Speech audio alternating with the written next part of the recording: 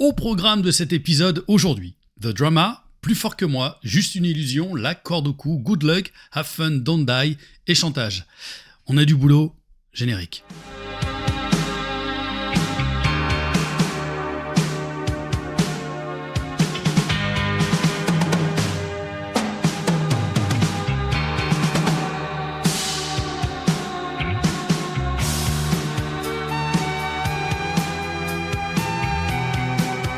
Vous êtes bien dans un état critique, saison 2, épisode 11.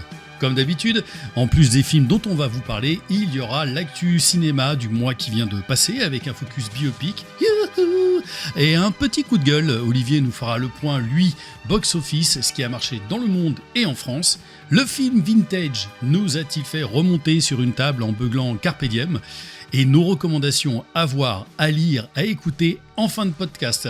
Avec moi, les deux vieux critiques du Muppet Show, Christophe du site Critique d'un passionné, Olivier, seul critique à faire le Moonwalk. Vous comprendrez plus tard pourquoi. Messieurs, bonjour. Salut Christophe. Eh bien, bonjour tout le monde. Et Content de vous retrouver. Et salut Olivier. Salut! Bon, si vous aimez ce podcast, si vous voulez le soutenir, abonnez-vous sur toutes les plateformes possibles. Sur YouTube, là par exemple, quand vous nous regardez, vous mettez un petit commentaire, un pouce, c'est notre salaire. Et puis vous venez sur notre Instagram, parce que oui, regardez, on a une page Instagram depuis quelques jours maintenant, depuis quelques petites semaines.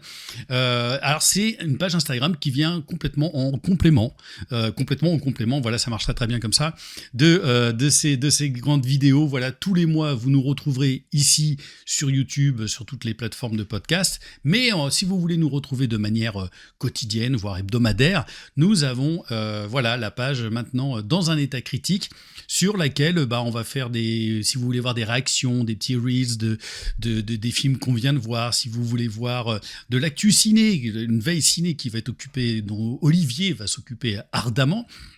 Et bien voilà, venez vous abonner sur Instagram, aidez-nous à faire grandir ce podcast. Donc vous vous abonnez, vous nous faites profiter de votre présence, c'est peu pour vous, c'est grand pour nous. Alors sortez les pop-corn, qu'on soit dans vos oreilles ou devant vous, on vous emmène au Cinoche. Voilà, après cette très très longue introduction, alors vous avez vu, vous avez remarqué les gars, générique, nouveau générique, bon c'est toujours la même musique, mais j'essaye de faire avancer les choses. On a les petits logos un peu à droite à gauche, donc voilà, on essaye de faire évoluer petit à petit ce podcast.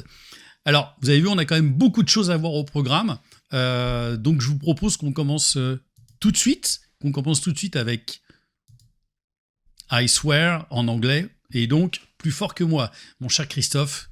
Nous aimons entendre ta voix qui nous dit les pitchs de chacun des films. C'est à toi alors. Alors c'est un film britannique de Kirk Jones et c'est un biopic de 2h01 et quelques secondes. Dans les années 80, le jeune John Davidson apprend qu'il est atteint du syndrome de Gilles de la Tourette, une maladie méconnue avec laquelle il va devoir apprendre à vivre et qui deviendra l'origine d'un autre combat, faire reconnaître cette pathologie aux yeux du grand public. Alors ça, c'est un film que seulement toi et moi nous avons vu, si je dis pas de bêtises, parce que du côté de chez Olivier, ça se présente pas même. Ils l'ont pas. Il y a eu une séance. Il y a eu une séance. Bon, moi je vais faire très très court. Ça va être un film très coup de cœur pour moi. C'est sûr que ça, à la fin de l'année, si c'est pas dans le top 10, ça sera sûrement dans les coups de cœur. La performance, alors j'en ai parlé, on en a parlé justement dans l'Instagram. Moi j'ai dit que la performance de l'acteur c'est Robert Amarillo ou quelque chose comme ça. D'ailleurs je dis, je dois écorcher son nom. Aramayo, merci. Acteur que moi j'ai plutôt découvert d'ailleurs dans la série sur le Seigneur des Anneaux, où il joue Elrond, je crois bien. Et donc, il est absolument extraordinaire, ce type. L'histoire, je la trouve très touchante. C'est un feel-good sans jamais s'apitoyer. Ça respecte toutes les règles des films feel-good comme on voudrait avoir, mais c'est à l'anglaise. Et qui dit à l'anglaise, dit que c'est fait avec énormément d'humour. Et voilà, il y a une scène, j'ai hâte de revoir le film et de regarder la scène au ralenti. C'est une scène, sans rien spoiler, qui se passe dans une bagnole entre lui une jeune nana qui a le même syndrome.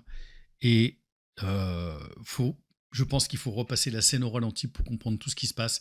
C'est une masterclass de jeu. Je pense qu'en termes effectivement de jeu, c'est normal qu'il ait eu le BAFTA, hein, lui, hein, c'est ça, si je dis pas de bêtises. C'est ça. Ouais. Je pense qu'il pouvait passer devant Chalamet, qui pouvait largement passer devant. Et vu que Chalamet l'a pas eu, Et vu que Chalamet l'a pas eu justement au BAFTA, mais je parle aux Oscars, il y avait possibilité qu'il passe devant. Voilà, j'ai trouvé que le film était vraiment très, très, très, très, très, très bon. Moi, j'ai eu un énorme plaisir à voir ce film-là. Christophe, de ton côté. je suis plutôt du même avis que toi. Je trouve que le film a une vraie dimension didactique. Il est jamais démonstratif. Et notamment dans la façon dont ça utilise l'humour. L'humour n'est jamais là pour se moquer de la maladie. Mais pourtant, il amène des situations qui sont souvent très drôles. Et il joue très bien avec ce mix de gravité et de comédie. Et d'ailleurs, l'humour est souvent assez malaisant dans les situations parce que tu ris de la situation, mais le film te met constamment à l'intérieur du personnage. Tu ressens ce que c'est de vivre avec ces tics, avec cette façon de. Parce que moi, je croyais que Tourette, c'était juste, tu te contrôlais pas et c'était des insultes, mais non, loin de là. C'est énormément de tics, dans le film, il croise un lampadaire, il peut pas s'empêcher de lui faire un bisou. C'est plein de choses comme ça qui lui pourrissent la vie parce que le regard des autres vis-à-vis de lui.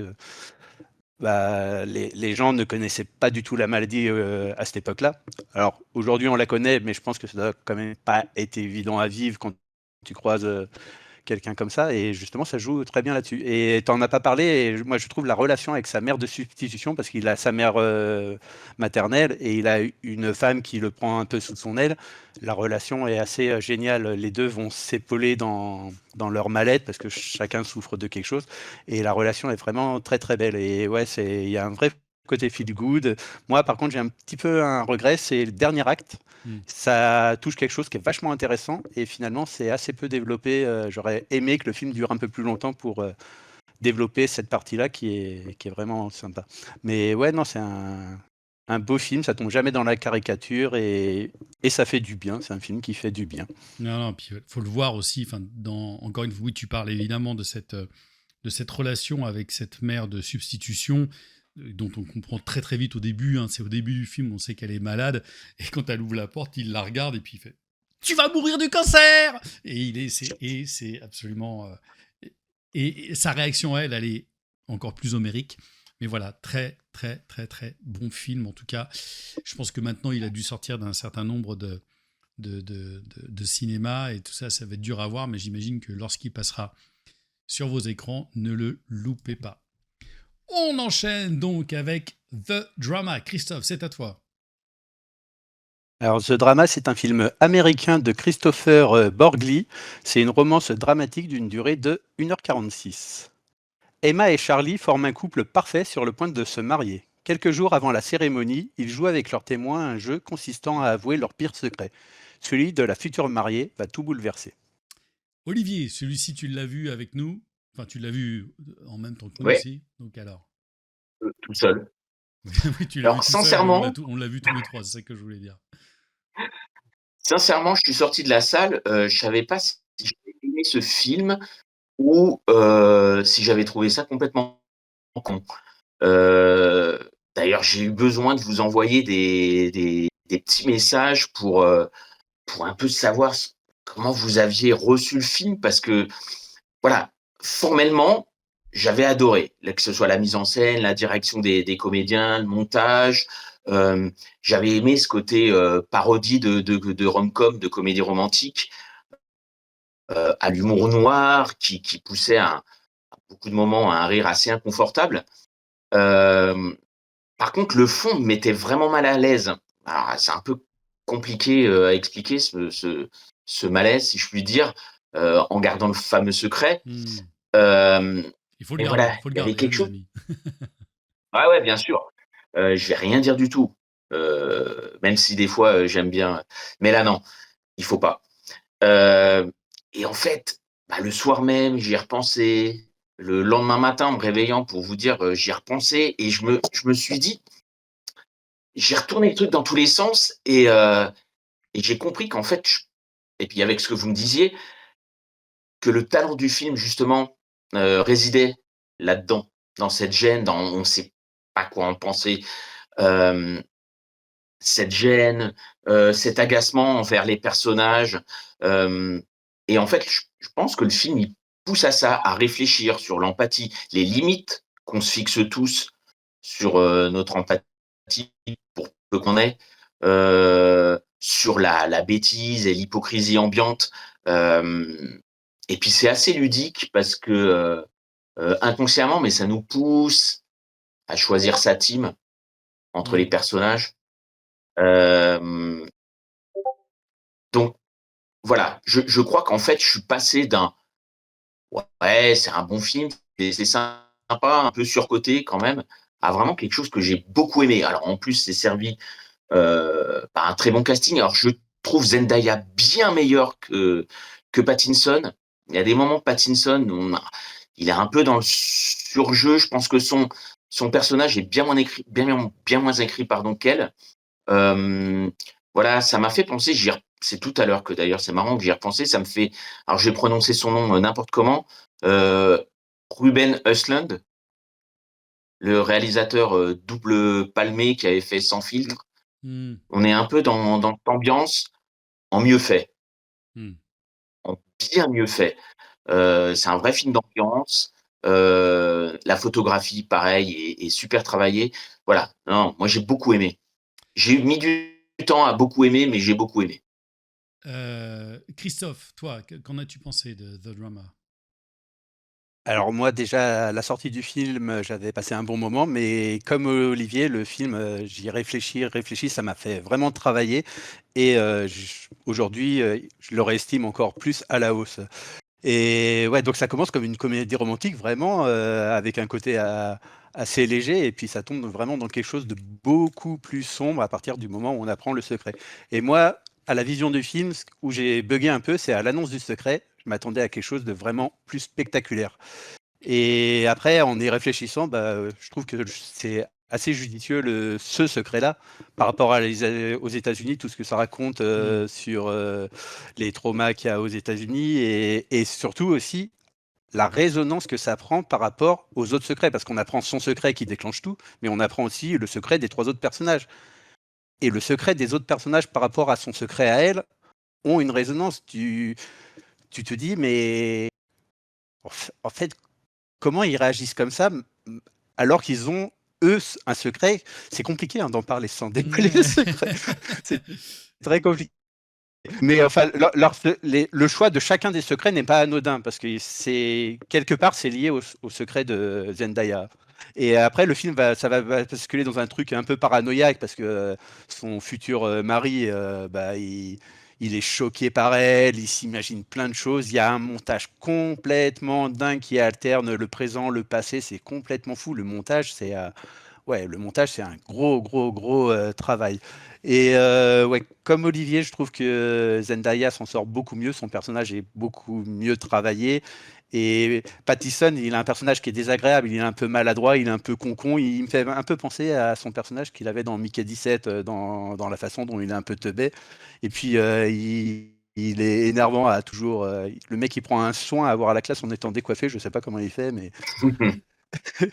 après, je trouve quand même que le film, dans le deuxième acte, il a un peu une redondance. Ça a un peu tendance à faire un peu de la redite, mais par contre, le dernier acte, c'est masterclass. La dernière partie du film est complètement folle. Même si la toute scène finale, je trouve que ils auraient pu faire autre chose, surtout qu'elle est annoncée, tu la vois venir à des kilomètres, c'est un fusil de Tchekhov monstrueux.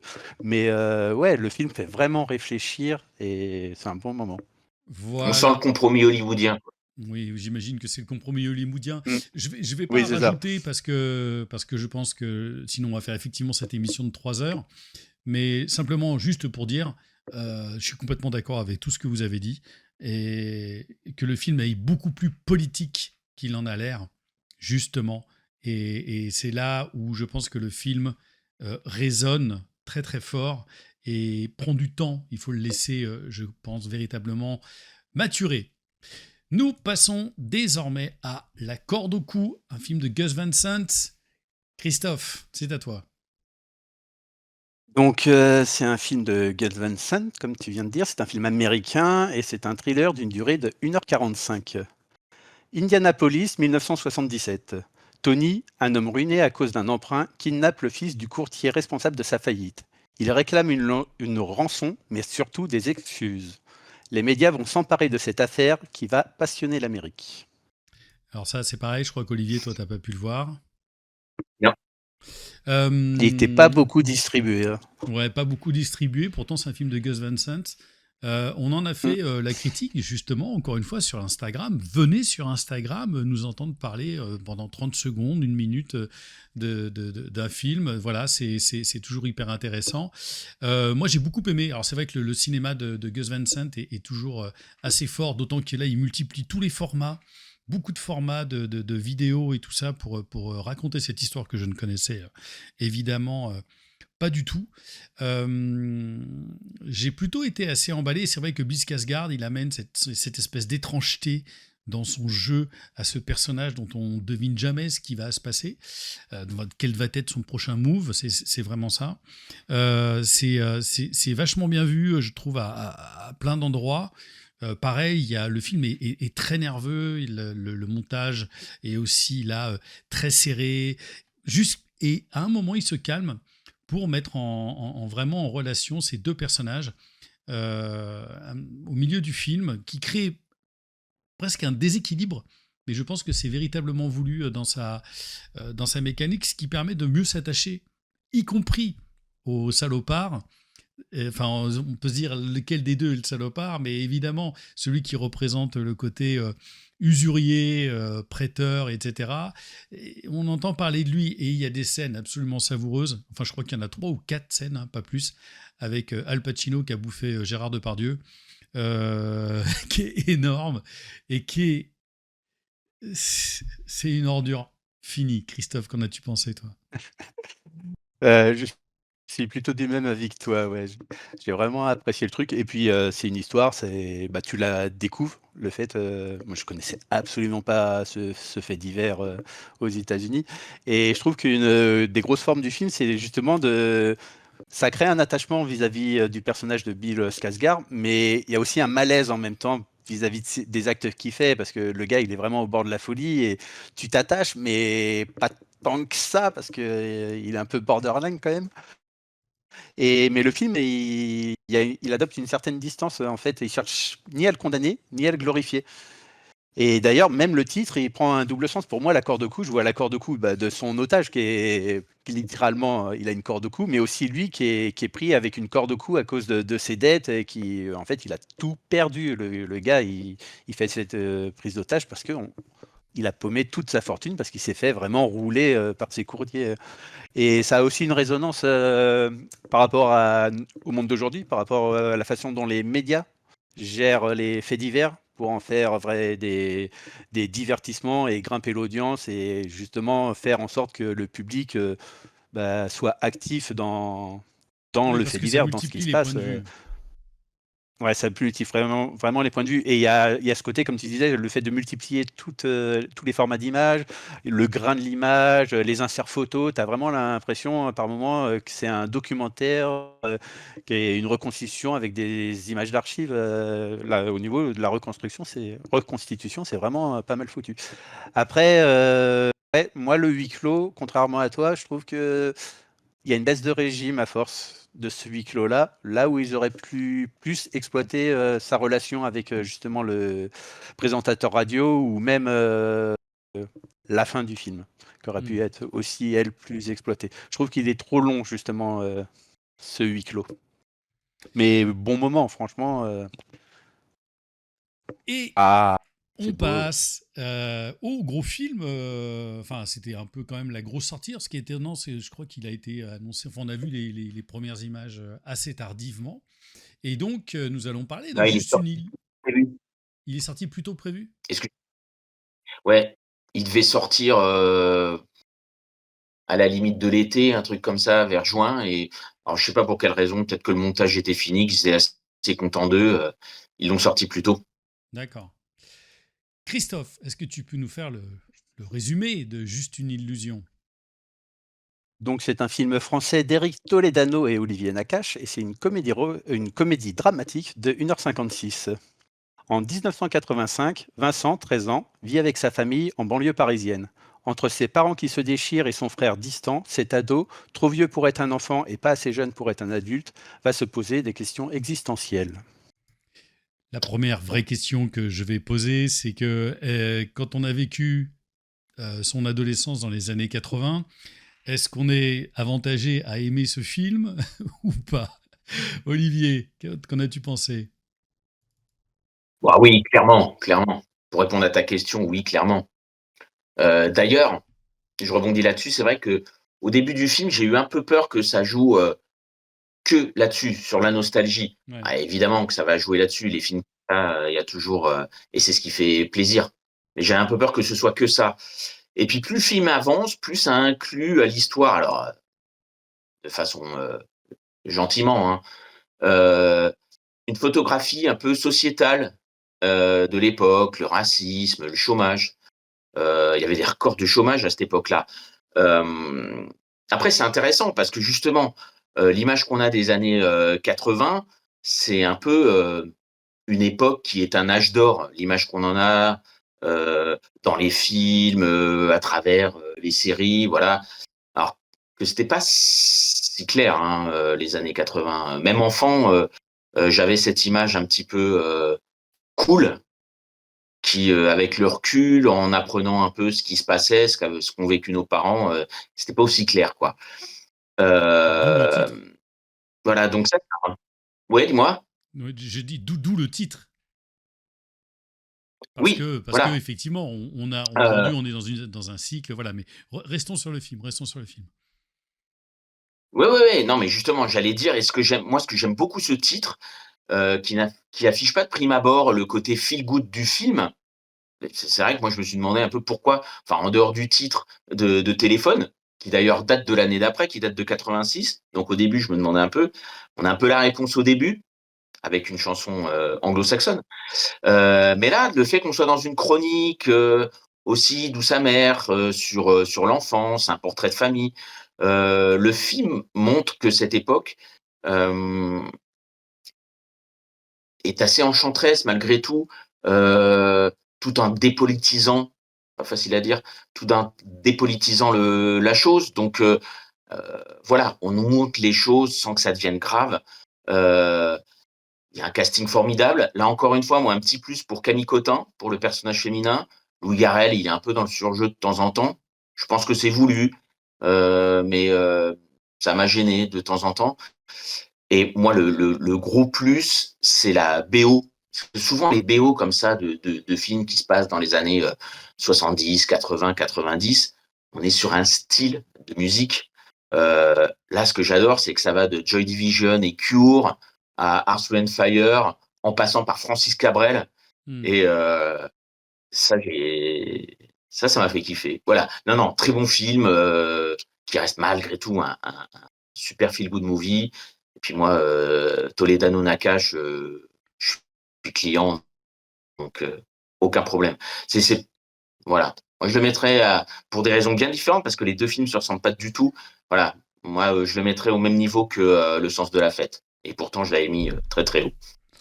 Avant de passer la parole à Christophe, je rajouterais que les deux gosses, enfin les deux gosses, Simon Bluebill et Oui. je ne sais plus comment s'appelle l'autre, il est formidable dans le rôle là, du grand frère.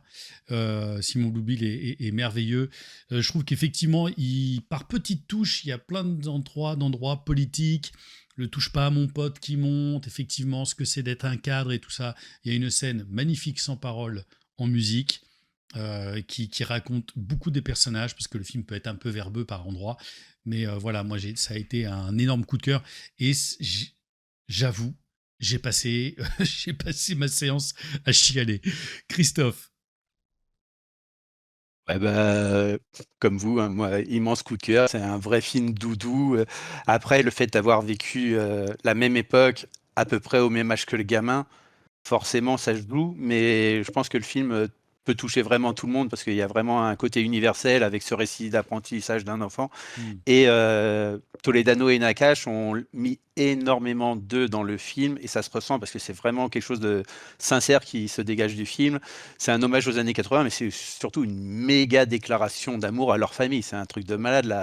L'amour qu'ils portent à leur père, leur mère, leur frère, c'est un truc de fou. Il y a des scènes d'émotion complètement folles. Comme toi, j'ai passé mon temps à chialer, mais c'est pas des larmes de tristesse parce que le film n'est jamais triste. C'est des larmes d'émotion parce que ça transpire d'amour et ce qui se passe, c'est beau.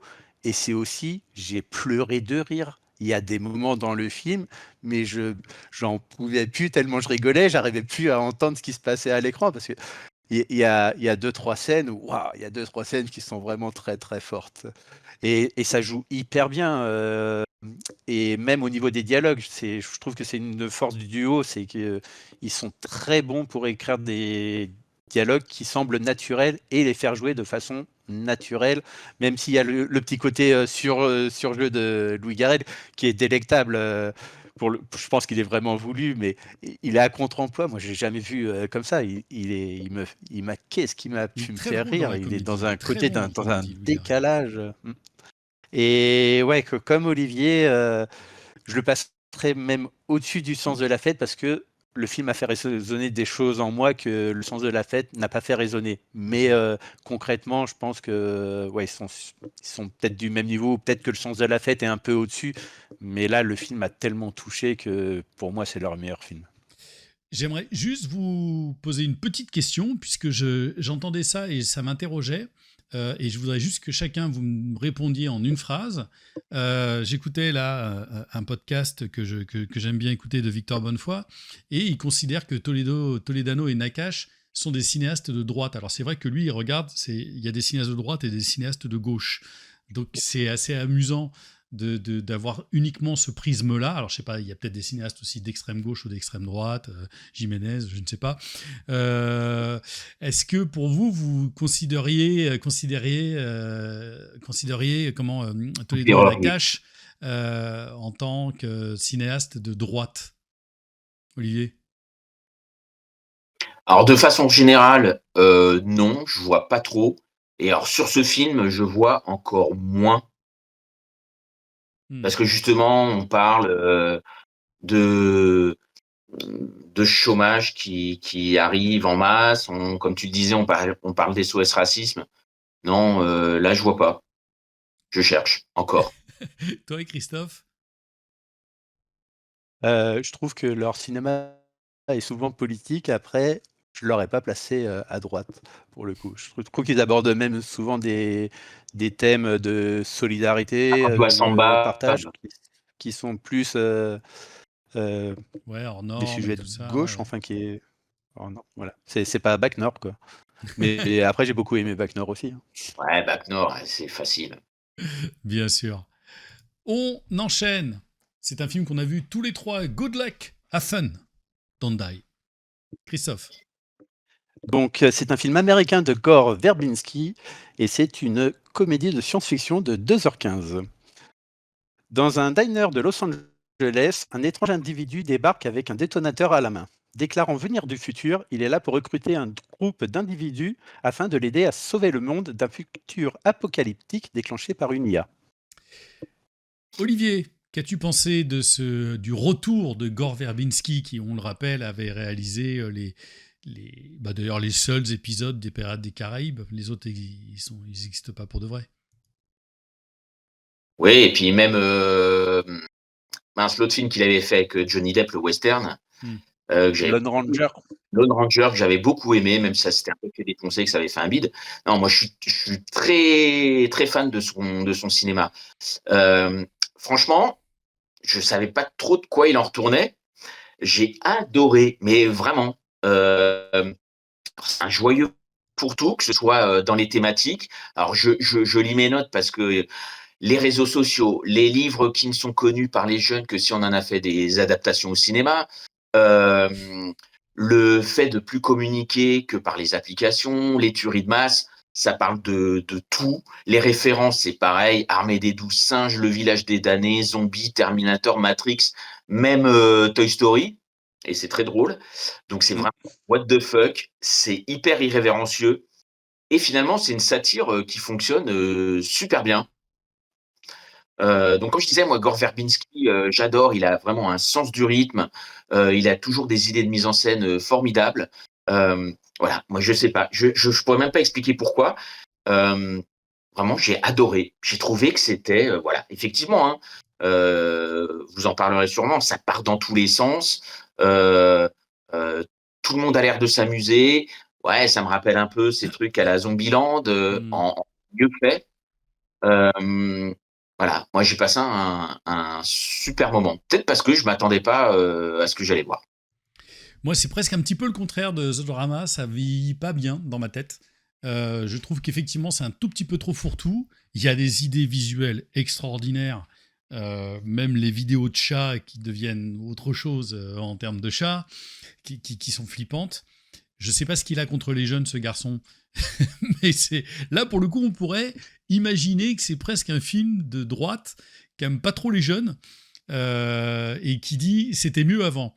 Donc, il y a des très bonnes idées. Il y a effectivement, en termes de cinéastes et d'idées de cinéma, il raconte des choses formidables.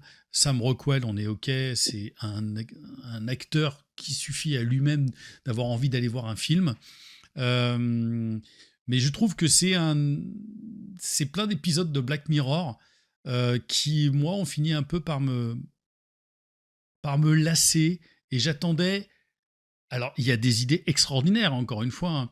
La turinoise aux États-Unis, et on te change un enfant par un clone d'enfant et machin, etc. Puis même le clone se fait tuer, Et il se retrouve j'adore. avec 15 enfants, machin. Oui, oui. Le clone, il coûte moins cher, s'il débite de la pub. C'est Ouais. génial. Ouais, ouais, non, non, mais il y a des idées formidables.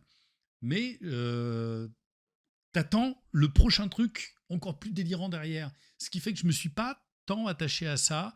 Et voilà, moi, c'est ok. Je suis passé un peu à côté. Christophe. Alors moi, je vais être entre les deux. Pour le coup, je pense que c'est le film le plus barré de l'année et je suis pas sûr qu'il y aura plus barré parce que ça va quand même très très loin. Ça fourmille d'idées, mais après il y a trop d'idées, il y a trop de choses. Et on pense pas mal à Everything Everywhere, mais je trouve que Everything gérait mieux le trop plein de choses dans ce que ça racontait. Parce que là, c'est tellement bordélique, il y a certains enjeux qui sont un peu survolés, mais bon, ça reste jubilatoire. Et moi, j'ai passé un bon moment, c'était vraiment un bon divertissement. Et moi, les côtés des épisodes de Black Mirror, parce que c'est vraiment ça, tu as des pauses pendant 10 minutes, style Black Mirror, bah, c'est presque les moments que j'ai trouvé les plus intéressants du film, parce que ça développait un sujet. Ça prenait 10 minutes pour développer quelque chose. Là où le film va tellement dans tous les sens qu'il a du mal à se maîtriser. Et non, franchement, c'était un bon divertissement. J'ai passé un bon moment. Voilà. Et on passe au dernier film dont nous allons parler. Je crois que Christophe, celui-ci, tu ne l'as pas vu, hein, Outrage. Non, Qui s'appelle donc en je ne anglais l'ai pas Outcome, vu. et puisque J'ai c'est pas sur voulu me Apple TV. l'infliger. Je me suis déjà infligé un film aujourd'hui. Alors, est-ce que tu peux juste nous donner le résumé d'Outrage? Oui. Donc, c'est un film américain Et de Jonah chantage. Hill. Chantage, j'ai dit outrage. C'est Ça fait 2 fois chantage. que tu dis outrage, c'est Deux fois que je dis enfin, même outrage. si Mais fallait mettre une affiche avec le nom aussi. Ouais, mais c'est parce que le film est un outrage. c'est peut-être. Merci, merci Olivier. Donc, Donc, c'est un chantage. film américain de Jonah Hill et c'est une comédie dramatique de 1h23. Riff, une star has-been d'Hollywood, va devoir affronter son passé quand une vidéo compromettante est utilisée pour le faire chanter. Euh, donc c'est sur Apple TV. Moi, j'ai fait un petit reel sur Instagram pour dire ce que j'en pensais. Je vous laisse aller le voir.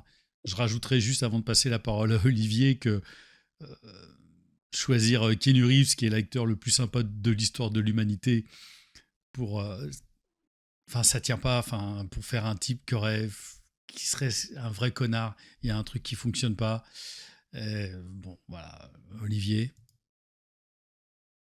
Alors, non, ça fonctionne pas. Par contre, on comprend pourquoi ils ont pris Keanu Reeves. C'est Ouais. parce que justement, il contre-joue sur son image. Après, c'est totalement raté.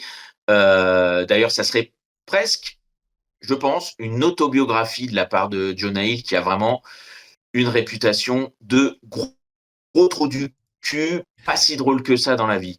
Voilà. Je sais pas s'il s'en est rendu compte à un moment et qu'il a décidé de faire parler de ça. Et voilà. J'ai aimé une scène. Alors, le film dure pas longtemps, il dure 1h23, mais j'ai aimé une scène. C'est celle avec Scorsese, qui est assez touchante malgré tout. Tout le reste, c'est le vide intersidéral. Alors, plein de banalités sur la célébrité et comment elle a évolué avec les réseaux sociaux, tout ça. L'alignement de guests sans grand intérêt. Mais voilà. Non, c'est le vide. C'est le vide encéphalogramme plat. Voilà. Ah, ouais, C'est tout ce que j'ai retenu du film. il y a beaucoup de gênance. Voilà, moi, et on adore Keanu Reeves. Jonah Hill, c'est filer un rôle là-dedans où il en fait pas des caisses. J'ai même pas d'image pour dire combien il en fait, quoi. Je sais pas si tu as une image, Olivier, pour dire combien Jonah Hill joue tellement Ah bah, mal là-dedans. s'il en fait pas des caisses, c'est genre, tu sais, un port avec tous les, voilà, c'est le port du Havre, avec tous ses containers, quoi. Ouais, et puis Keanu Reeves, on le préfère quand il donne des tatanes. Ah, Ouais, en plus. pour d'autres choses aussi, mais en tout cas, ou pour conduire les bus. Il est bon aussi pour conduire les bus, je crois. Ouais.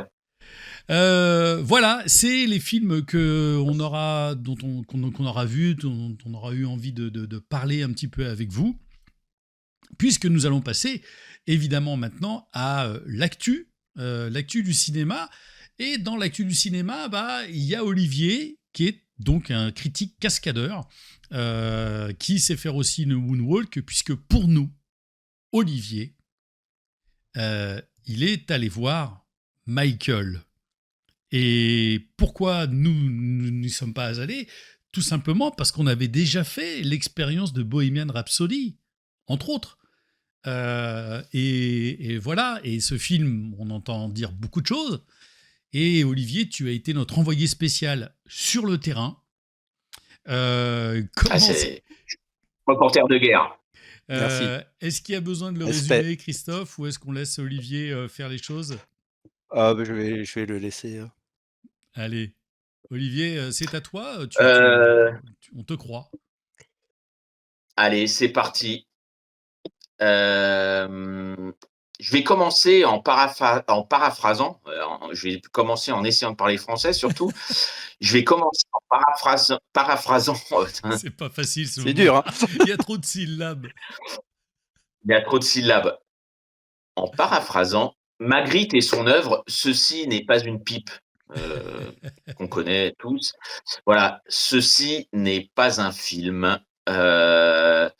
C'est pas un film, c'est même pas une pub comme, comme je l'ai beaucoup lu, entendu.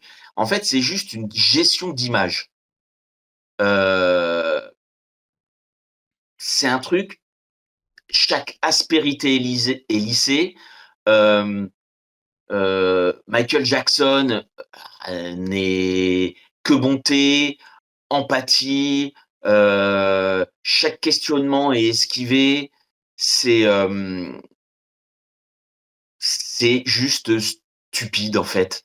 En fait, ouais, je vais quand même dire le film, mais il est même pas mauvais en tant que tel, il est juste stupide.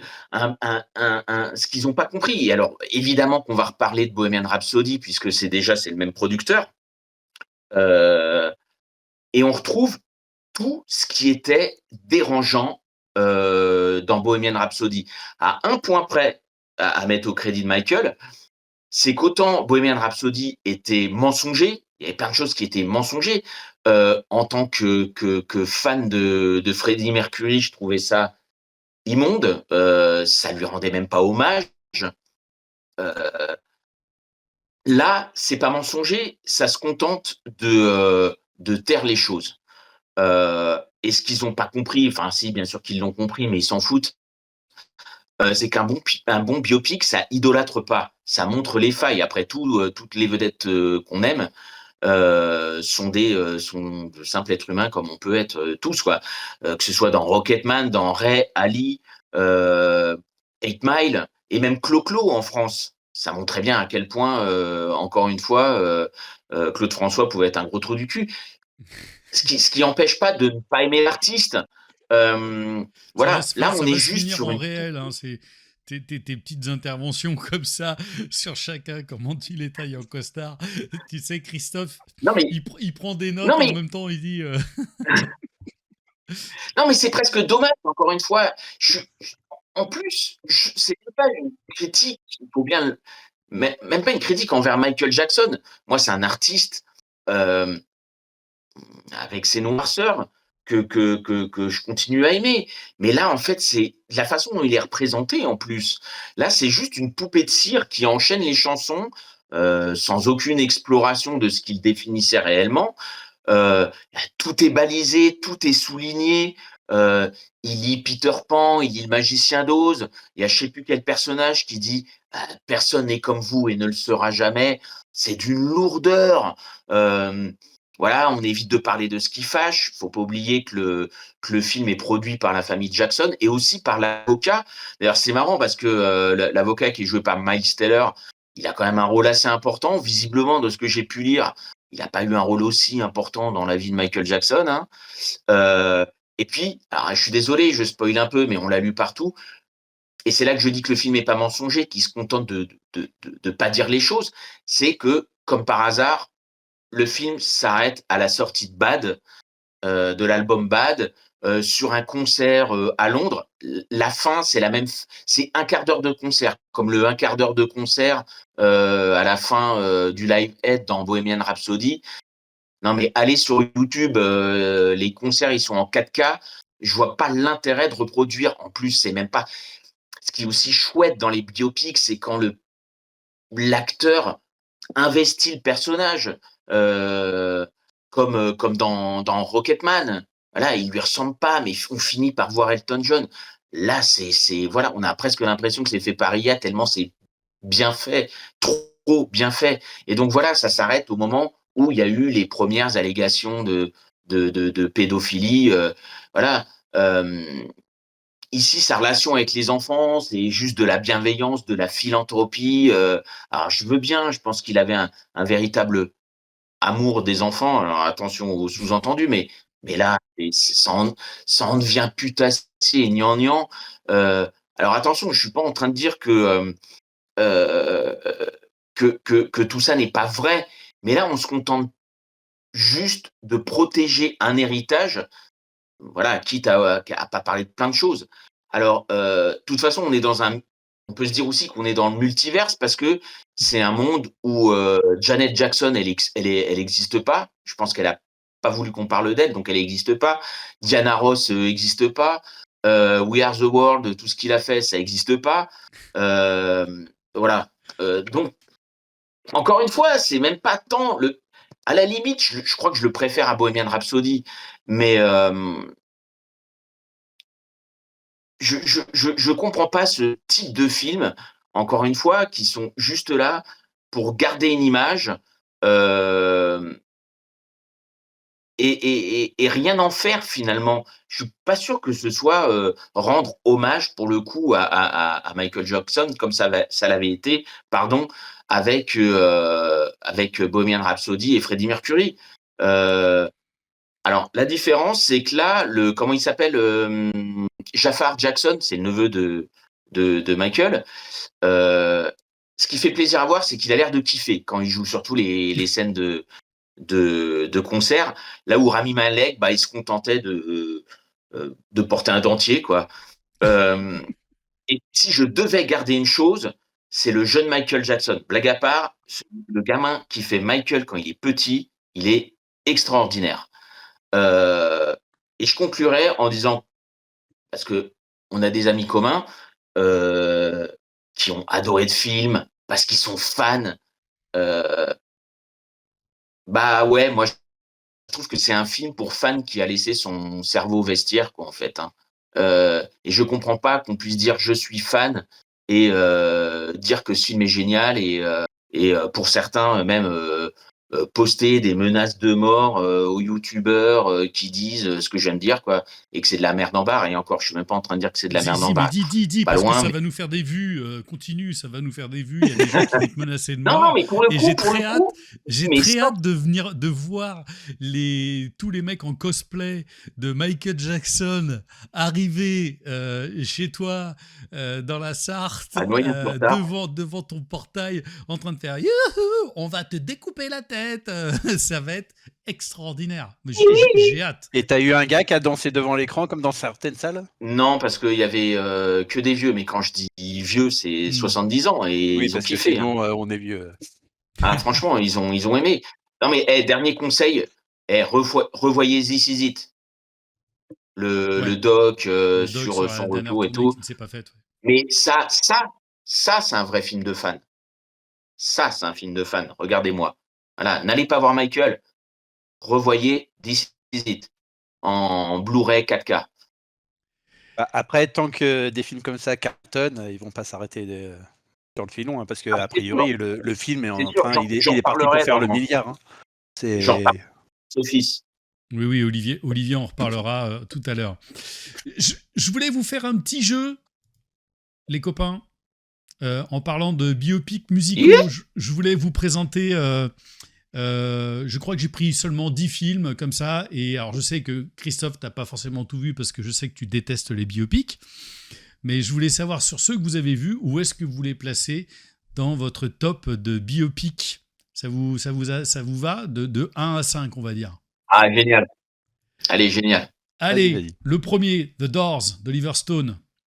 Olivier, tu lui mettrais un combien sur ça? En ordre, bah, c'est toujours... Le problème de ce jeu, c'est qu'on ne sait pas ce qui arrive après. Non, mais je veux dire, si tu lui donnais une note de 1 à 5, par exemple. Ah, une note sur 5. Un bon 4 sur 5. J'avais beaucoup, beaucoup aimé. Ouais, moi aussi, je lui Là, mettrais c'est moi qui avais dansé dans la salle, mais j'étais tout seul. Moi aussi, je pense que je lui mettrais un 4. Christophe, tu l'avais vu? Alors moi, j'ai un souvenir très douloureux avec ce film parce que, pour la petite anecdote, j'étais allé le voir au cinéma, mais je voulais pas aller voir ça. J'avais 14 ans, donc je voulais pas aller voir ça. Et on devait aller voir Predator 2.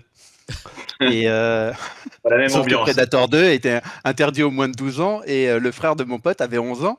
Et donc, on n'a pas pu aller voir Predator 2. On a regardé ce qu'il y avait, on allait voir ça et j'avais détesté. Je l'ai jamais revu depuis, donc j'aimerais sûrement beaucoup plus aujourd'hui.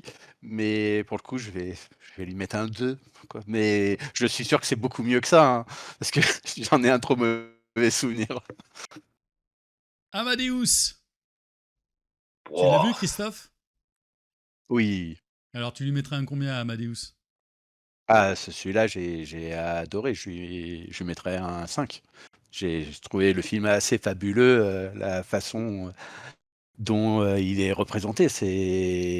Ouais, non, c'est un gros film. La relation qu'il a avec l'autre compositeur, Avec Salieri. très, très, très grand film. Très C'est grand surtout film. que le film est vu Mm. à travers les yeux de Salieri.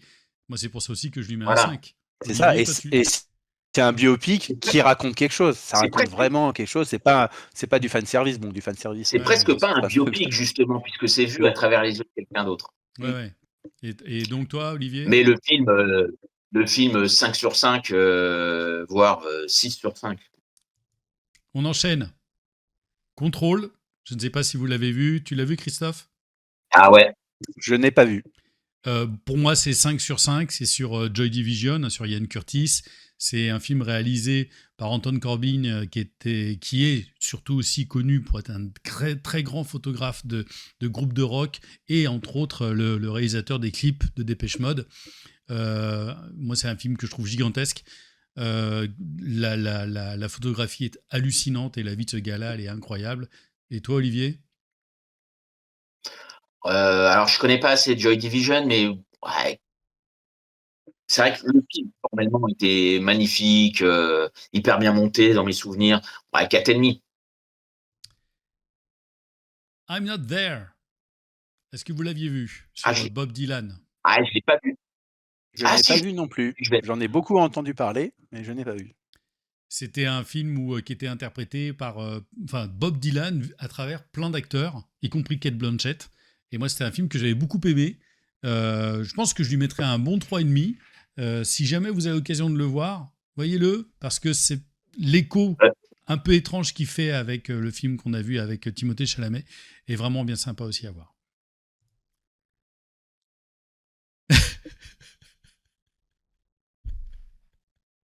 Olivier, C'est tu donnes une douloureux. note?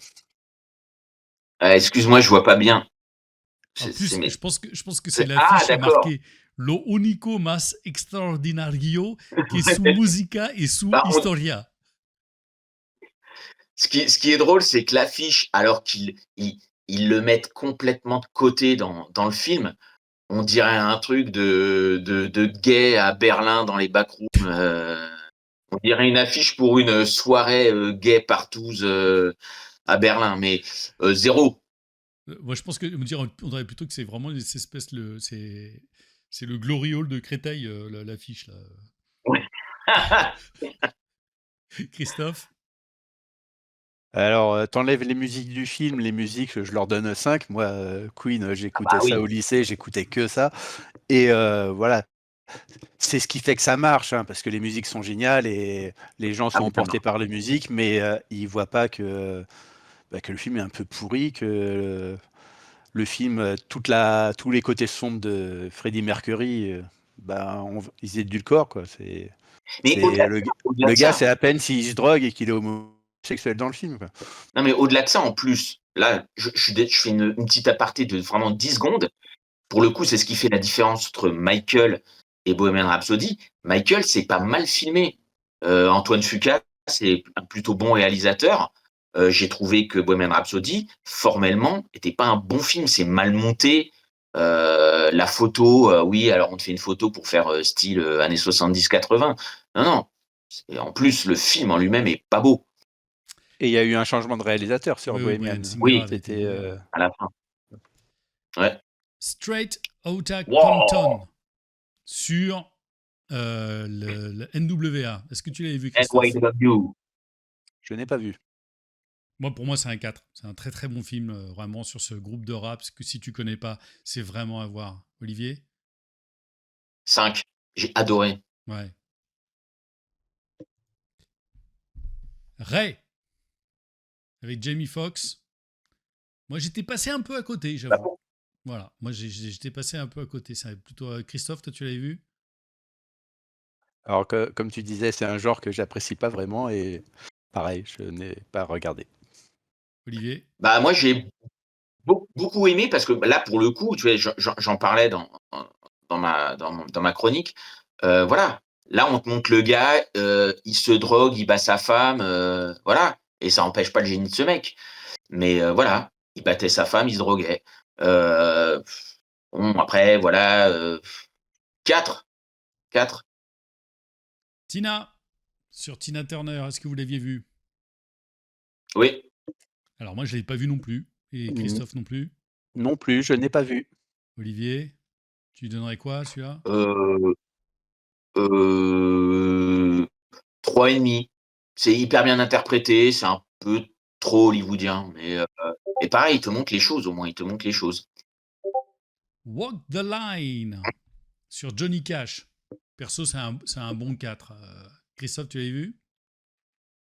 Et non, Toujours j'ai pas. vraiment du retard Non, dans le genre celui-ci de, biopic, j'ai du de retard. James Mangold, faut vraiment que tu le vois. Comme toi, 4. Ouais. Et le dernier film que j'avais noté, moi, c'est un 5. Hein. Alors, Rocketman, pour moi, c'est un 5. celui-là, je l'ai vu. Et pareil, c'est un 5, d'autant plus que c'est produit par Elton John. Et malgré ça, il édulcore pas son personnage, il s'en met même plein la gueule pendant le film. Bon, à la fin, Ouais, moi, il c'est te fait un. comprendre que c'est un génie et que c'est un bienfaiteur de l'humanité. Mais Ouais, Ouais, enfin, pareil, Olivier, oui, c'est pas mais cinq. faux non il plus. y a quand même. C'est pas faux non plus. Et Mhm. les chansons sont vachement bien intégrées. Non, non, Elles mais sont anachroniques, mais elles racontent quelque chose du moment de l'histoire. C'est vraiment bien intégré. Dans le Olivier? même genre, tu aurais pu mettre 8 Miles d'Eminem. Ou, Alors, pas 8 8 miles, on dit 8 8 miles. ouais, miles, mais 8 miles, mais ouais. c'est 8 miles. c'est le seul que j'ai zappé. Donc, effectivement, si on rajoutait 8 miles, je pense qu'on lui mettrait aussi un 5. Et ouais, moi, Rocketman, alors, mis à part Amadeus, que qui est un semi biopic pour moi. Pour moi, c'est le meilleur biopic.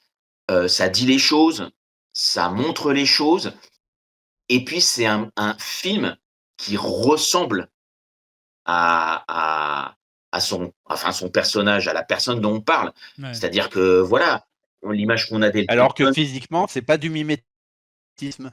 Non, et c'est ça qui est génial. Mais Elton John, on le voit, les concerts avec la casquette, les plumes, machin, et ben ils en font un film complètement dingue. Et effectivement, comme tu le disais très bien, Christophe, les chansons, alors elles sont pas dans le bon ordre chronologique, mais elles sont là parce que les paroles illustrent ce qui se passe.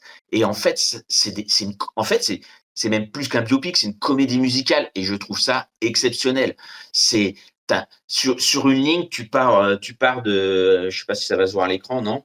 Tu Ouais. pars de là. Il y a Bohemian Rhapsody et là, il y a Rocketman. Eux, ils ont tout compris, les autres, ils ont rien compris, mais ils s'en battent les choses, ils font du pognon. Voilà, c'était le petit jeu que j'avais envie de vous proposer comme ça, gentiment. Génial. Avant de terminer sur deux sujets. Le premier, pas forcément rigolo. On a perdu 2 comédiennes durant ce mois-ci, Nadia Fares. Est-ce que vous aviez quelque chose Alors ça faisait longtemps, je crois qu'on l'avait pas vu quand même à l'écran aussi, Nadia Fares. C'était une On comédienne la que je voyait trouvais un peu dans fascinante, des moi. téléfilms TF1. Elle était On la sur voyait dans TF1, des ouais. téléfilms TF1. Ouais. Ouais, des trucs comme ça, quoi. Bah, c'est surtout que Moi, mon souvenir, pardon, vas-y. c'était il y a longtemps, parce que c'est vrai qu'après, on la voyait plus beaucoup. C'était Need Gap à l'époque. J'avais passé un bon moment, c'était fun. Dans les Et rivières elle pourpres était aussi. dedans. Et Ouais, les rivières Rivière pourpres. pourpre, ouais, aussi, qui était moins fun. Et puis, bien évidemment, ça Ouais. a fait mal à mon petit cœur. Nathalie Baye, immense comédienne, et puis toujours tout en douceur dans le jeu, toujours. Et même, je crois que c'est dans Le Petit Lieutenant qu'elle avait eu un César, c'est ça, Olivier, non? Oui, César. Ouais, elle avait eu le César. C'est une comédienne gigantesque. C'est une énorme Ouais. perte pour nous, quand même. Hein. Ouais. C'est drôle, je l'ai revu parce que c'était son autre. Alors, elle avait eu 4 Césars, je l'ai posté. 2 seconds rôles et puis 2 meilleures actrices. Donc, effectivement, pour Le Petit Lieutenant. Et puis pour La Balance, je l'ai revu il y a pas longtemps. Alors, le film a vieilli, mais on a l'impression que c'est de la même époque que Jurassic Park. Mais elle est extraordinaire de justesse déjà à l'époque. Ouais, grande comédienne. Grande comédienne. Voilà. Et puis, aucun registre lui faisait peur. Elle jouait dans un peu tous les styles. Moi, je retiens son dernier grand rôle pour moi. C'était dans Juste la fin du monde. Je l'avais trouvé assez génial dedans. Ouais, aussi. Ouais. De toute façon, je pense pas qu'on l'ait vu une seule fois mauvaise, cette comédienne, dans un film. Et puis, même dans un mauvais film. Hein. Ouais, non, mais puis d'une beauté incroyable, vraiment. Voilà, grosse perte. Grosse perte pour nous. Et je voulais, moi, terminer quand même avec ceci, puisque je vais vous le mettre à l'écran. Voilà. Kassovitz. Voilà, c'est le petit coup de gueule. Kassovitz qui dit que j'emmerde le copyright. Kassovitz qui défend les acteurs IA et le fait savoir. Alors là, c'est un article des numériques. Vous aurez tout lieu de le lire, puisqu'il est en train aussi d'adapter donc La Bête est morte, qui était une bande dessinée. Et Kassovitz, qui en est pas quand même à son premier coup de dire des conneries, il débarque à Cannes et puis il lâche: d'ici quelques années, vous aurez de véritables superstars de l'IA. Eh ben, écoute, mec, on attendait que ça, des stars sans agent, sans caprice, sans contrat syndical. Il ajoute: dans 2 ans, plus personne ne se souciera de savoir si les personnages sont créés par une IA ou interprétés par des acteurs. Mais bien sûr, le mec a le calendrier de l'apocalypse dans la poche et il en parle comme d'une météo favorable. Pendant ce temps, les 3000 acteurs en galère ce mois-ci apprécieront la bonne nouvelle. Alors, évidemment, il se justifie avec une petite pirouette. J'emmerde le copyright parce que la haine, ça reprenait Scorsese, qui lui-même reprenait Kurosawa et qui lui-même reprenait Eisenstein. Bon, sauf que Scorsese, lui, il y avait un corps, une vision, pas un serveur dans le Nevada. Et alors, ce qui est savoureux, c'est qu'il ajoute aussitôt qu'il poursuivrait quiconque qui s'approprierait la haine et qui en ferait des conneries. Alors donc, le copyright, il s'en fout, sauf pour ce qui lui appartient. Évidemment, son argument massu, c'est l'économie, les effets visuels à 25 millions au lieu de 50. Et là, en ce moment, il met en pause, je ne sais pas si vous avez lu l'article, il met en pause son film parce que l'IA va tellement vite que, il galère un petit peu. Donc, en gros, en traduction honnête, il attend que la technologie se stabilise pour ne pas se planter devant les producteurs. Donc, il a du courage à revendre, bien évidemment. Bien sûr, il y a Jean-Michel Jarre dans la salle, que j'adore à la base, qui, lui, compare tout ça aux frères Lumière. Les frères Lumière. Je rappelle, les frères Lumière, c'est les mecs qui filmaient les ouvriers à la sortie d'une usine. Pas des ouvriers remplacés par des avatars générés par un algorithme. Voilà. Kassovitz se réclame du contrôle artistique tout en déléguant l'image à une machine. Je pense que le Kassovitz du passé aurait vraiment eu la haine contre le Kassovitz du présent. Est-ce que vous avez une chose à dire sur ça, Christophe, Olivier ? C'est de la merde, mais malheureusement, quelque part, il a raison. Je pense qu'un jour, l'IA prendra le dessus sur le cinéma. Je ne sais pas si si vous étiez tombé dessus, il y a Charlize Theron qui a mouché Chalamet suite à sa critique des opéras et des ballets, en lui disant que dans quelques années, l'IA sera capable de faire du Chalamet, mais elle sera incapable de danser sur les planches. Et malheureusement, je pense que oui, on y arrivera. Alors, j'espère que moi, je ne le connaîtrai pas, que j'arriverai à vivre toujours avec le cinéma comme je l'entends, mais forcément qu'un jour, les films, tout sera fait par IA. Et ils se prendront plus la tête. Parce que c'est le pognon, ça coûtera moins cher. Olivier, qu'est-ce que tu en penses de cette déclaration de Kassovitz ? C'est une connerie comme il a l'habitude d'en sortir souvent. D'ailleurs, Kassovitz, je fais un jeu de mots débile, mais c'est un peu devenu un Kassos. Mais je suis pas forcément d'accord avec Tov. Seulement ce que Kassovitz dit, c'est de la merde. Ça, je suis d'accord avec toi. Je suis pas sûr qu'il ait raison parce que les gens ont toujours besoin de voir, même je parle à l'écran, du vrai spectacle, d'avoir des idoles, d'aller crier à la sortie des avant-premières parce que il y aura le Chalamet 3.0 qui sera là.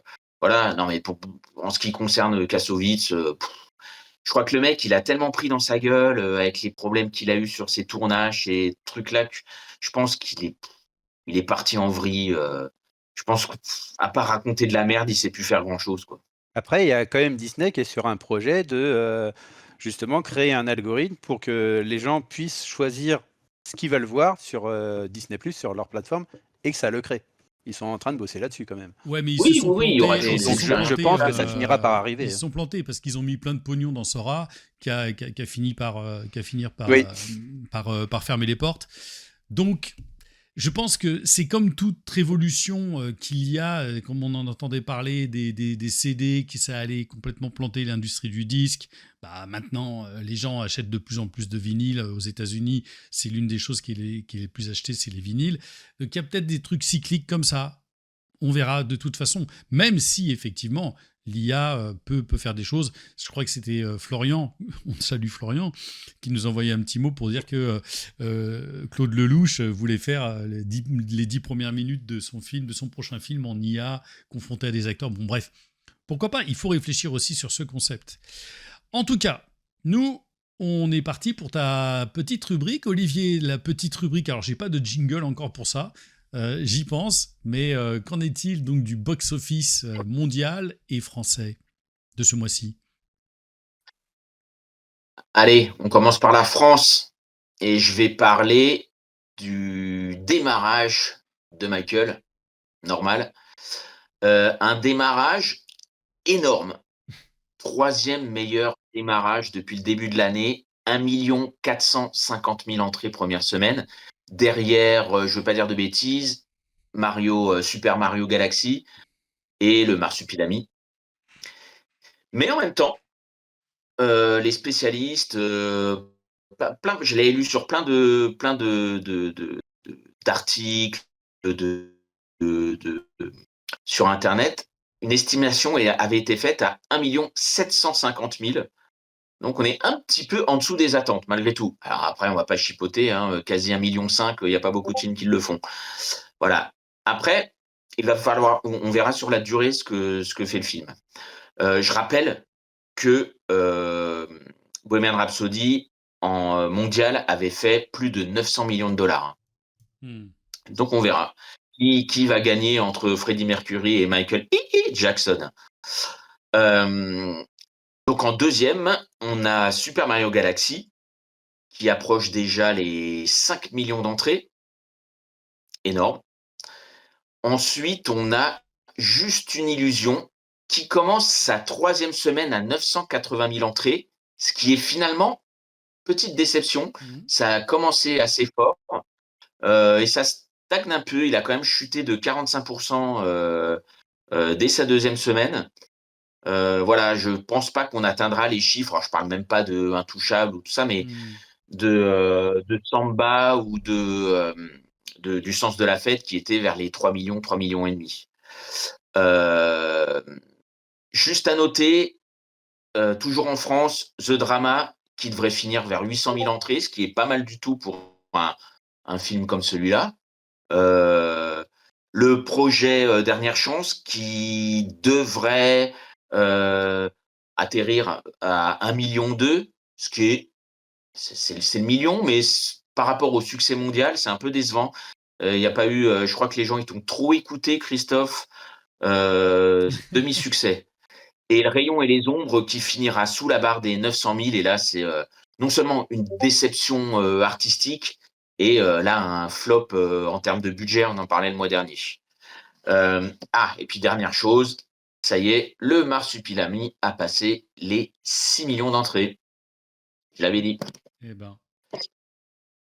Aux États-Unis, toujours Michael, qui a commencé en Amérique à 97 millions de dollars. C'est le plus gros démarrage pour un biopic. Pareil, à voir sur la longueur comment ça fonctionne. Super Mario, qui devrait passer la barre du milliard dans 10 jours, 15 jours au plus, je pense.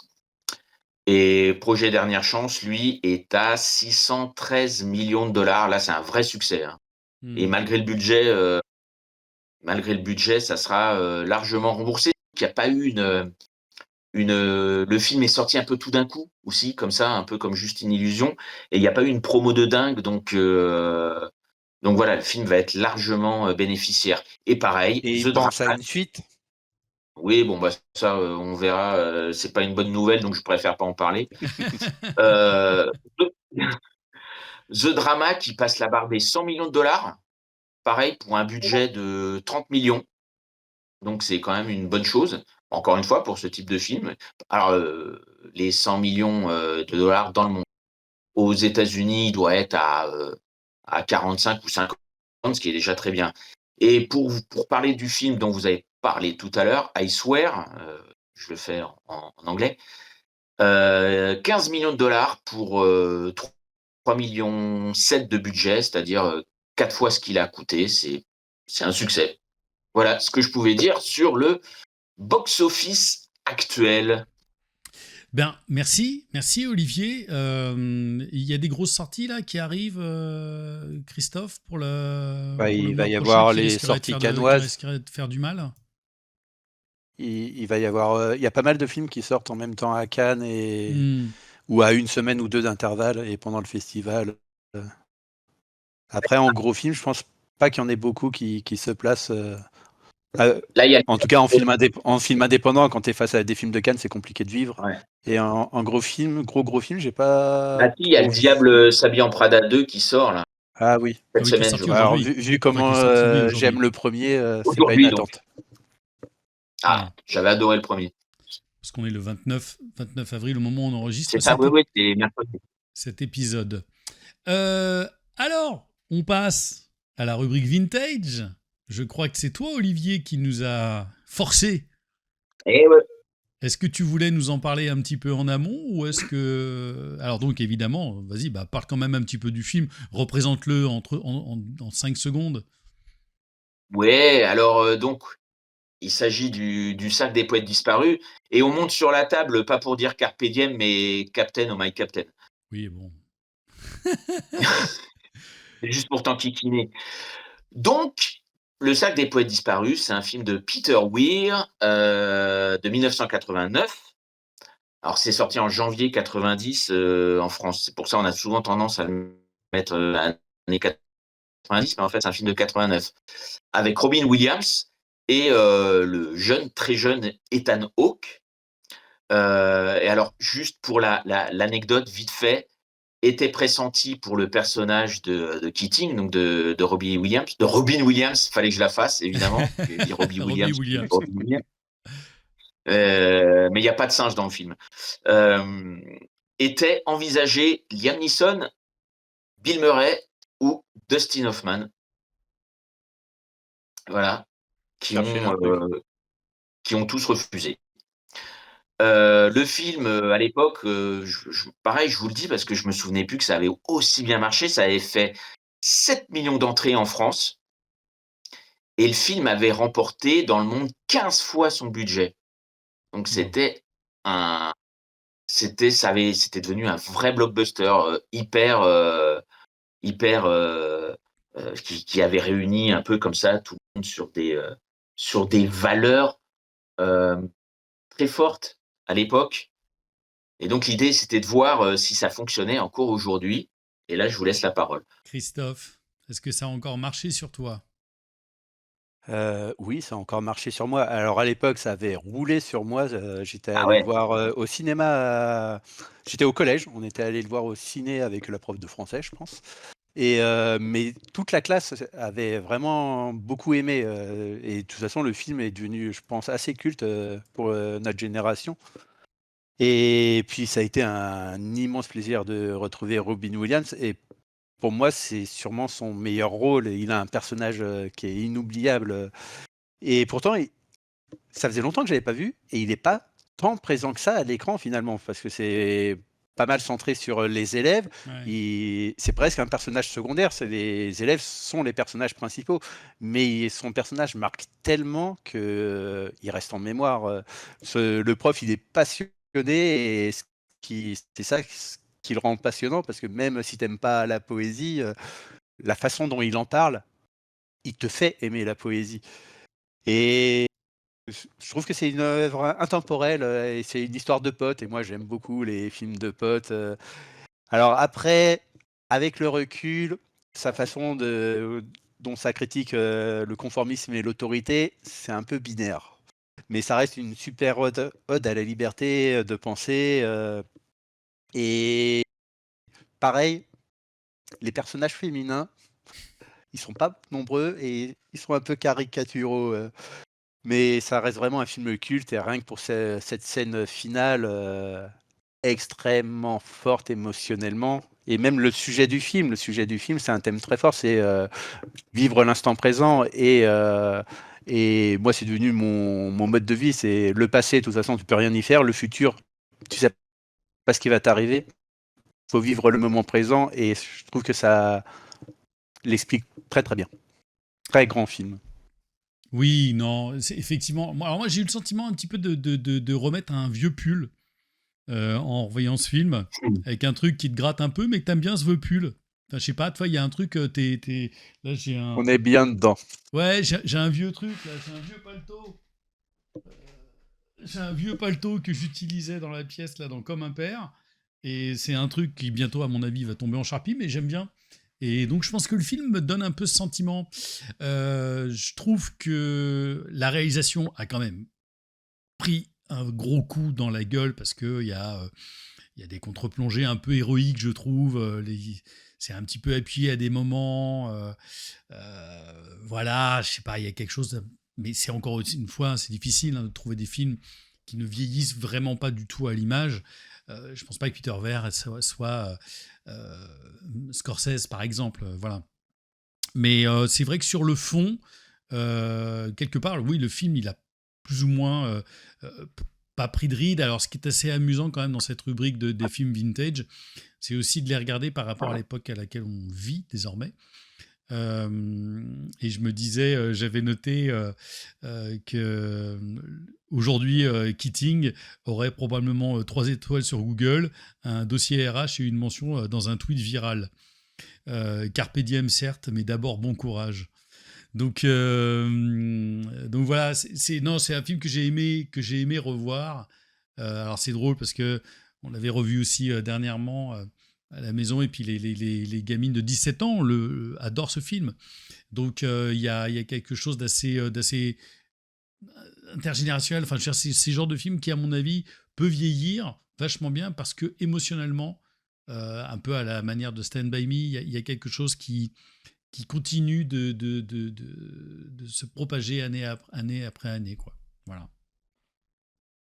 Et aussi, ce genre de film, tu vois, tu parles de Stand By Me, ils vieillissent bien parce que déjà à l'époque, en 89, c'est un film qui se passe en 1959, Oui. donc ils sont beaucoup Oui. moins marqués par leur époque.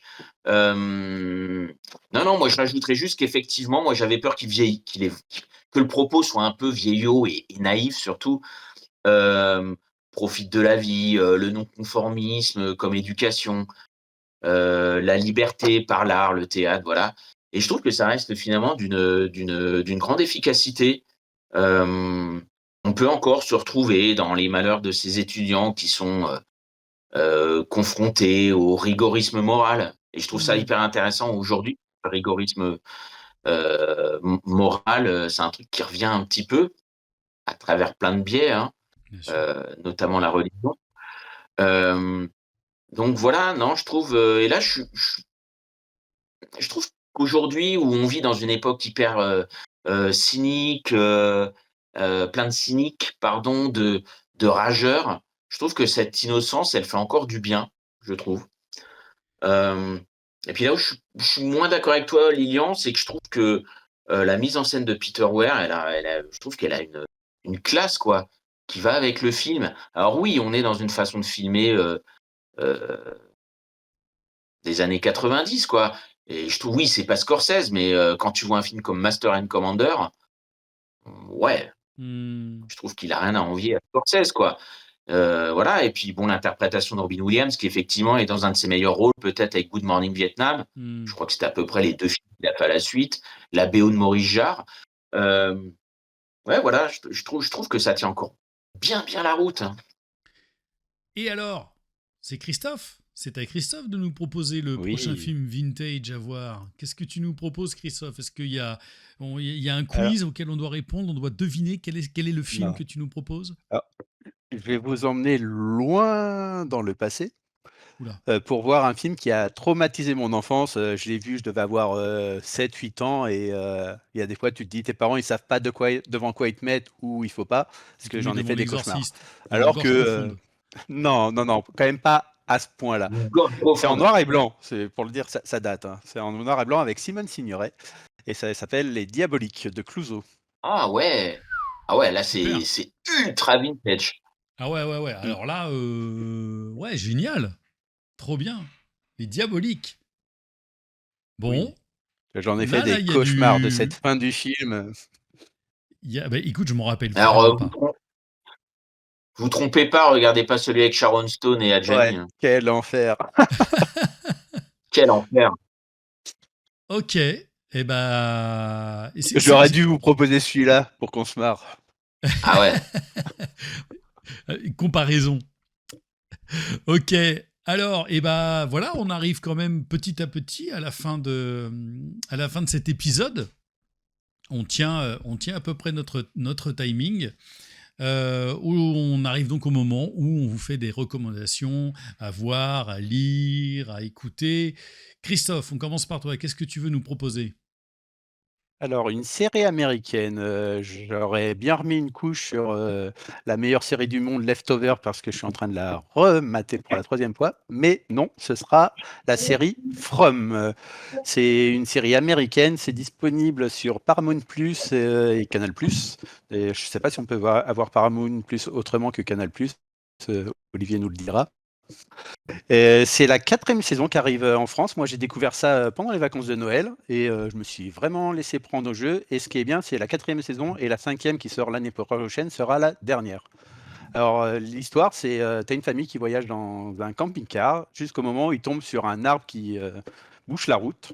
Ils sont obligés de faire demi-tour, ils font un demi-tour et à partir de ce moment-là, quoi qu'ils fassent, quelle que soit la route qu'ils prennent, ils vont tout le temps retomber dans le même village. Un village qui est maudit où tous les gens qui habitent là sont tombés sur un arbre et se sont retrouvés piégés dans ce village. Et si ça ne suffisait pas, bah, la nuit, si tu sors, grosso modo, t'es mort. Ok. Et alors, donc, c'est une série à mystère et c'est plutôt vraiment efficace. Et je pense que c'est de ce côté-là, ça fait partie de ce qui se fait le mieux en ce moment, même si c'est pas parfait. Mais on pense beaucoup à Lost, forcément, avec ces gars qui sont à un endroit piégé, ils savent pas où ils sont, ils savent pas comment partir. Et c'est une série chorale avec beaucoup, beaucoup de personnages. Et ce qui fait penser à Lost aussi, c'est qu'on retrouve Harold Perrineau qui jouait Michael dans Lost. Et donc ça mélange le fantastique, la survie, l'horreur, même si l'horreur, elle est rarement frontale. Il y a des moments où ça pique un peu, mais c'est hors champ. C'est pas du Walking Dead, ça cherche pas à te faire du gore pour du gore. C'est vraiment pas dans ce côté-là. Et la série est vraiment généreuse en énigmes, en suspense, mais aussi les réponses qu'elle donne, parce qu'elle t'amène beaucoup, beaucoup d'énigmes. Tu vas apprendre tout le background, la façon dont fonctionne un peu leur univers. Mais à chaque fois que ça te met des énigmes, ça te donne des réponses au fur et à mesure. Donc, tu n'arrives pas à un trop plein d'énigmes qui te fait redouter une fin qui risque de faire comme Lost, où les gars avaient tellement mis de choses dans leur truc, arrive un moment, ils se sont dit, bah, faut qu'on finisse, on fait comment avec tout ça? Là, je pense qu'il y a moyen qu'ils arrivent à retomber sur leurs pattes. Et les personnages sont un peu caricaturaux. Au début, moi, j'avais eu du mal à commencer. J'ai dû enchaîner quelques épisodes parce que au début, c'est vraiment de la grosse caricature. Et petit à petit, ils sont développés, ils se rendent attachants. Et ce qui est sympa, c'est qu'il n'y a aucun personnage qui est parfait. Ils ont tous des failles et des traumas.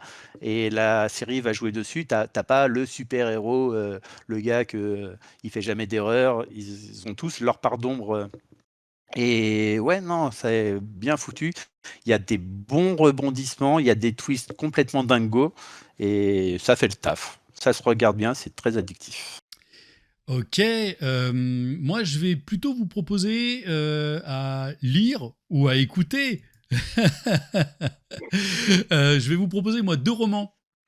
Le premier d'Ambre Chalumeau, qui est je crois une chroniqueuse de quotidien. Alors pour les plus vieux comme nous, c'est une Nepo Babies, hein, puisque c'est la fille de Laurent Chalumeau, auteur, et qui, entre autres, écrivait tous les sketchs d'Antoine Decaune à l'époque de Nulle part ailleurs, Didier Lambrouille et tout ça, patati patata. Et Ambre Chalumeau a écrit je crois que c'est son premier bouquin, donc Les Vivants. C'est très. L'histoire, je vous la résume, c'est Cora, Diane et Simon sont amis depuis toujours. À 17 ans, tout semble les porter vers l'avenir, le bac en poche, un été léger, des études brillantes en vue. Mais un soir de septembre, Simon s'effondre, victime d'un virus cérébral fulgurant, il tombe dans le coma, et à partir de là, tout bascule. Alors, dit comme ça a l'air très tragique, mais c'est très drôle, c'est très touchant. Il y a des répliques de malades mentaux. Je pense qu'il y a tout pour faire un vrai film. Évidemment. Il y a une vraie plume de la part d'Ambre Chalumeau parce qu'il y a toujours une espèce de petite distance. On sent même la mère de ce gamin qui est complètement perdu par rapport à la mort annoncée, a priori, de son fils et les petits problèmes des uns et des autres qui font « Oh, je te comprends », puis tu sens qu'elle a envie de leur gueuler dessus, qui est juste derrière, elle est très douce avec eux, en prenant sur elle. C'est très touchant. Voilà, mais il y a vraiment des phases dans cette histoire où je me suis vraiment tapé des barres de rire. Et je me permets de rajouter... Tu me l'as bien vendu. Ouais, non, c'est très bien. Et je me permets de rajouter aussi le nouveau bouquin de Lionel Shriver. Lionel Shriver, vous la connaissez forcément, puisque c'est elle qui a écrit We Need to Talk About Kevin, qui avait été adapté aussi au cinéma. Le bouquin, si vous n'avez pas lu We Need to Talk About Kevin, j'ai pas vu le film pour le coup, mais le bouquin, il est terrifiant. J'ai jamais lu un truc aussi terrifiant. Et là, Hystérie collective, c'est incroyable. Il y a des chances que ça fasse une série formidable parce que ça explore les mécanismes de la panique morale, de la polarisation sociale à travers une fiction spéculative. En gros, ça se déroule dans un futur proche. Enfin, c'est pas un futur proche puisque c'est dystopique parce qu'elle parle, chaque chapitre, c'est l'autre 2011, l'autre 2012, etc. Et il y a une série d'événements qui déclenchent une crise nationale autour de la question du genre et de l'identité.